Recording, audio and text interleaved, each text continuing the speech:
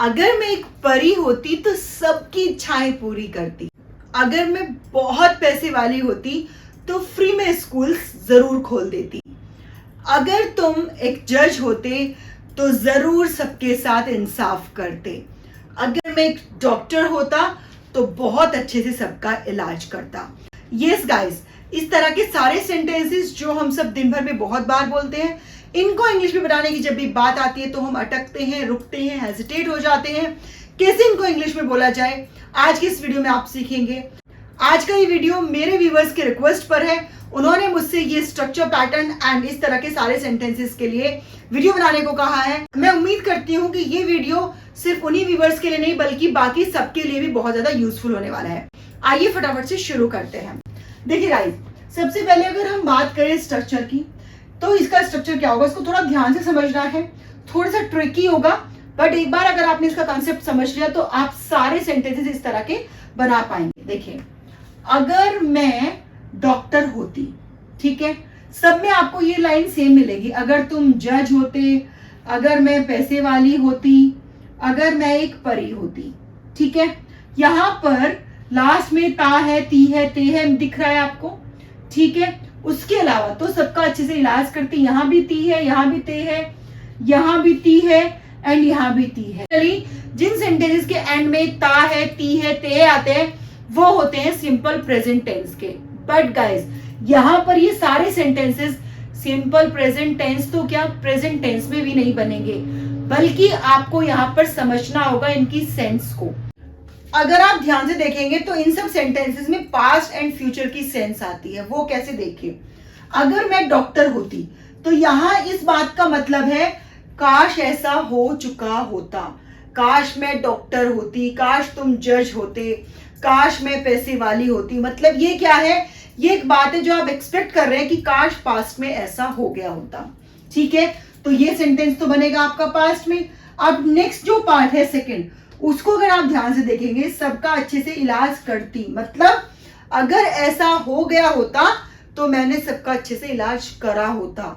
मतलब ये क्या है, अगर ये पास्ट में हो जाता तो फिर फ्यूचर क्या होता, फ्यूचर होता ये सबका अच्छे से इलाज होता।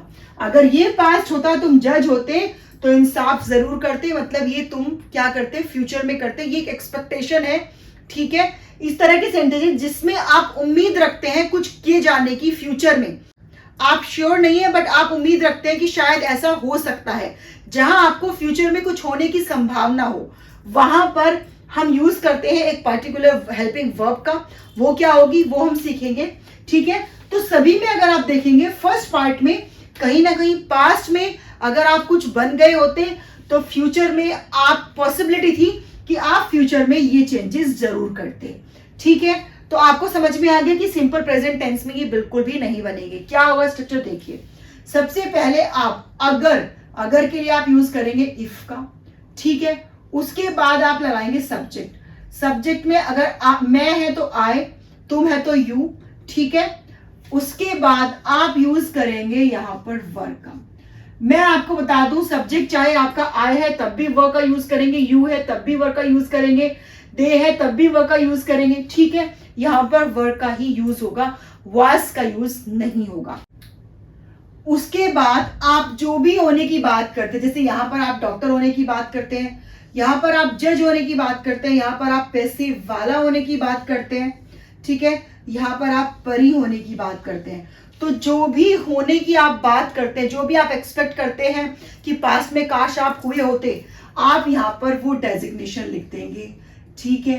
डेजिग्नेशन मतलब कि आप जो भी आप विश करते हैं अपने पास में काश आप होते, वो लिख देंगे। उसके बाद जो सेकंड पार्ट बनेगा सेंटेंस का, उसके लिए आप फिर से सब्जेक्ट का यूज करेंगे। कौन सा सब्जेक्ट, वही सब्जेक्ट जो आपको फर्स्ट पार्ट में मिला था, ठीक है। उसके बाद आप यहां पर एक हेल्पिंग वर्ब जिसका यूज करेंगे वो होगी वुड। यस गाइस, कोई भी सब्जेक्ट हो सबके साथ आप वुड का यूज करेंगे। वुड का यूज हम तब करते हैं जब आप फ्यूचर में कुछ एक्सपेक्ट करते हैं कि ऐसा हो सकता है, मतलब आपको उम्मीद होती है, पॉसिबिलिटी होती है, श्योरिटी कुछ नहीं होती, बट हाँ आप उम्मीद करते हैं कि ऐसा हो सकता है, ऐसा हो जाएगा, ठीक है। उसके बाद आप यूज करेंगे जो भी आगे आपको वर्ब या फिर जो भी ऑब्जेक्ट दिया होगा वो सारा का सारा आगे इसके आ जाएगा। कैसे बनाएंगे देखिए, अगर मैं डॉक्टर होती तो सबसे पहले आप इफ का यूज करेंगे। इफ सब्जेक्ट है आपका मैं तो आई, ठीक है, मैंने कहा वर आएगा सबके साथ वर्ड। जो भी आप डेजिग्नेशन लिखेंगे उसके पहले आर्टिकल ए का यूज जरूर करेंगे, ठीक है, उसके बाद doctor. If I were a doctor, हल्का सा कोमा लगाएंगे, सबका अच्छे से इलाज करती। कौन करता? मैं करती, तो यहां पर सब्जेक्ट हम जरूर लिखेंगे आई, ठीक है। वुड क्या करती? इलाज करना। ट्रीटमेंट कहते हैं इलाज करना, यहां पर इलाज क्या है? एज अ वर्ब यूज होगा तो खाली ट्रीट लिखेंगे। ट्रीट किसका? सबका, तो सबके लिए एवरीवन, और अच्छे से के लिए हम लिखेंगे वेल, ठीक है। If I were a doctor I would treat everyone well.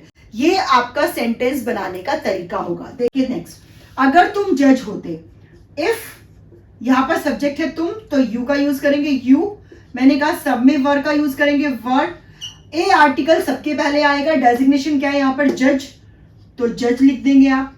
If you were a जज कोमा, अगेन यहां पर सब्जेक्ट मैंने क्या कहा आपको? जो सब्जेक्ट आपको फर्स्ट पार्ट में दिया होगा वही सब्जेक्ट आप यहां यूज करेंगे। फर्स्ट पार्ट में तुम है तो यू, उसके बाद वुड का यूज आपको करना ही है क्योंकि फ्यूचर में पॉसिबिलिटी की बात है, श्योरिटी नहीं है। यू वुड क्या करते? इंसाफ जरूर करते। डेफिनेटली, जरूर के लिए हम लिखेंगे डेफिनेटली। इंसाफ करते, इंसाफ करने के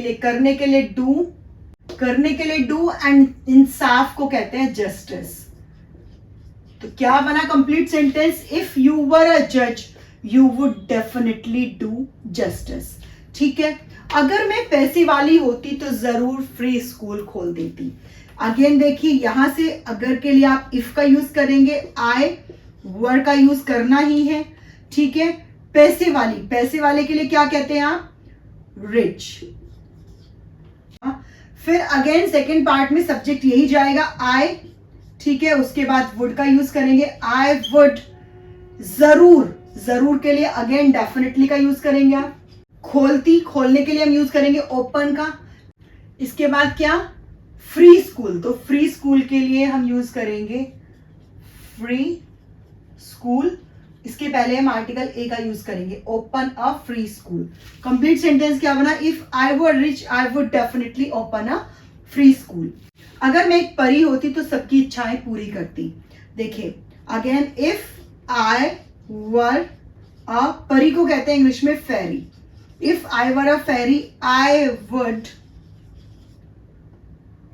इच्छाएं पूरी करने के लिए हम कहेंगे फुलफिल, ठीक है। सबकी के लिए हम यूज करेंगे एवरीवन्स, एवरीवन में अपोस्ट्रोफी एस लगा देंगे। एवरीवन्स विशेस मतलब इच्छाएं। If I were a fairy I would fulfil everyone's wishes. अगर आप देश के प्रधानमंत्री होते तो देश में महंगाई को कम करने के लिए आप क्या करते? इसको आप कमेंट बॉक्स में कमेंट करके जरूर से बताइएगा। एंड गाइस, वीडियो अगर आपको यूजफुल लगा हो तो वीडियो को ज्यादा ज्यादा लाइक करना है, शेयर करना है। चैनल पर अगर आप नए हैं तो चैनल को सब्सक्राइब जरूर से करना है। मिलती हूँ आपसे एक और यूजफुल स्ट्रक्चर में। टिल देन, जय हिंद, जय भारत।